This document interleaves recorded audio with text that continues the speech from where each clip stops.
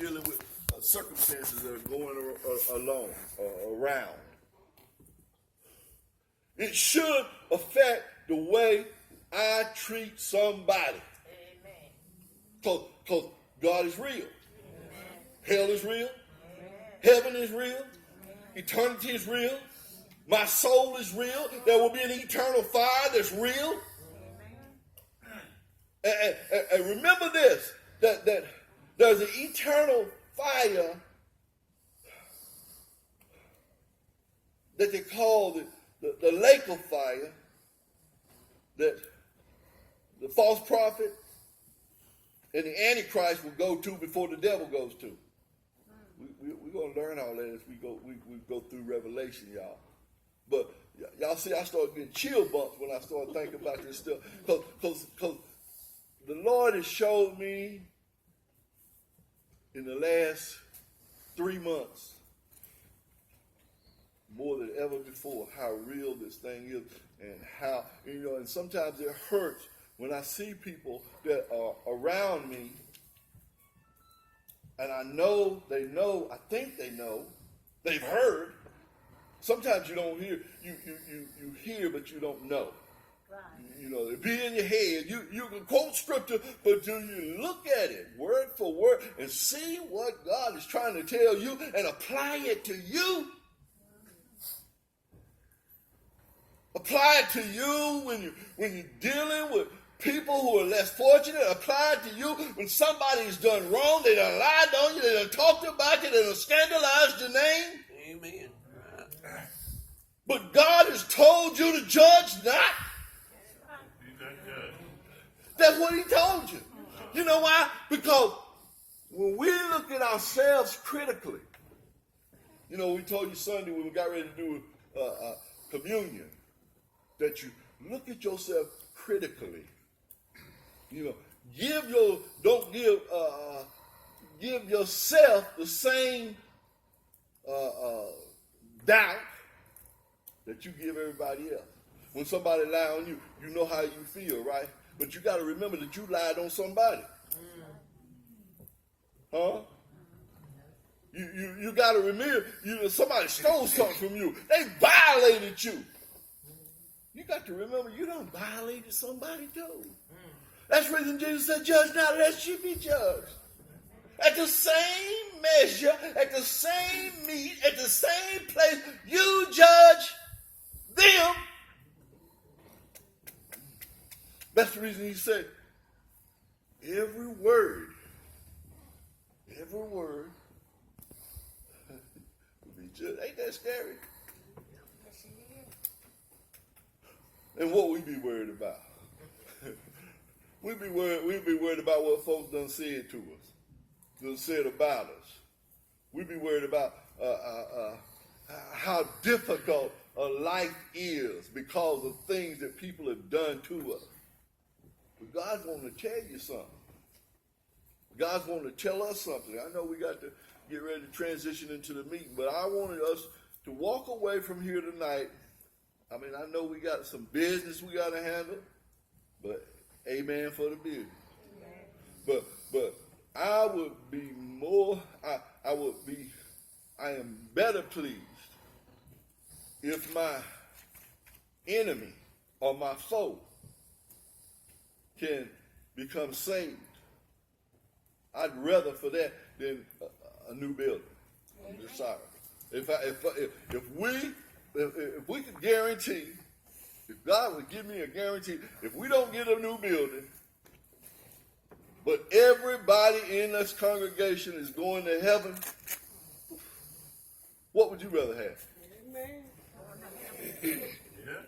Because we talked about that last week. He said, I go to prepare a place for you. And we remember that how we talked about how God, the marriage tradition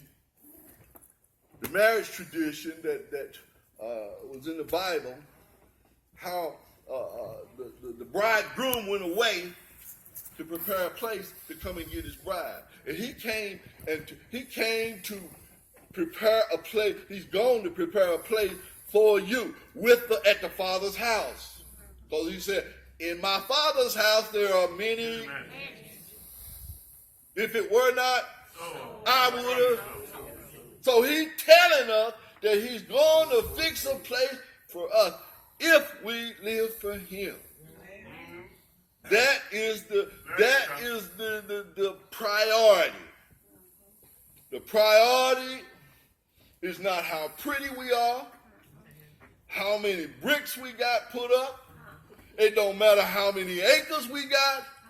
Ain't none of that gonna matter when he comes back for his own. You guess what? Guess what? The chances are that when Jesus comes back, when the rapture occurs, and we done already told you that the rapture is imminent. That means it's going to come without any warning whatsoever. The second coming, we know, we got signs for it, but the rapture is going to come without any notification. Amen. Ain't that what he said?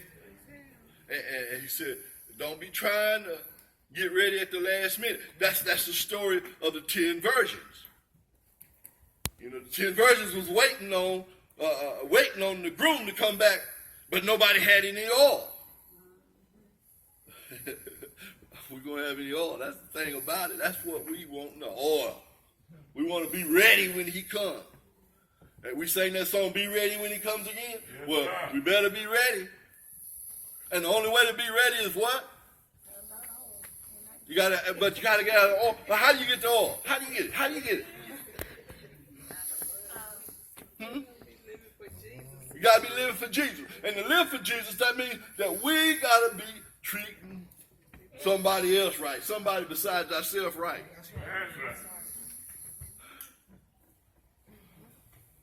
I don't know. I know we kind of wandered around tonight, but it was just something that was on my mind. I knew we were going to be transitioning. But I pray that we have, that you hear me, because it's real. I don't know how to do it. If I can put it on the TV, that's what I do. But I want you to know that it's real, and Jesus was real, and Jesus, he's going to take us back, and we're going to be like him. Our new body's going to be like him. And I found out something else, y'all.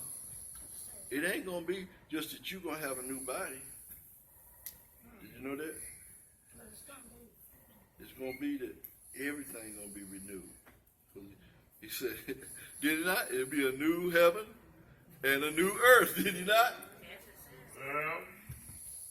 And if it's going to be a new heaven and a new earth, that means that, he said, because the old heaven and the old earth, come on, y'all, ain't this awesome?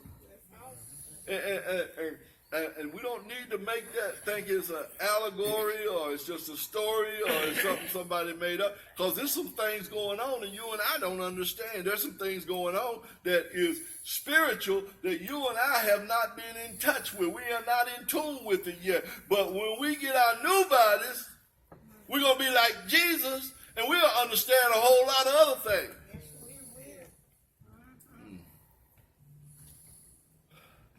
Appreciate y'all coming, and I hope that. It's something that I was sitting here thinking about.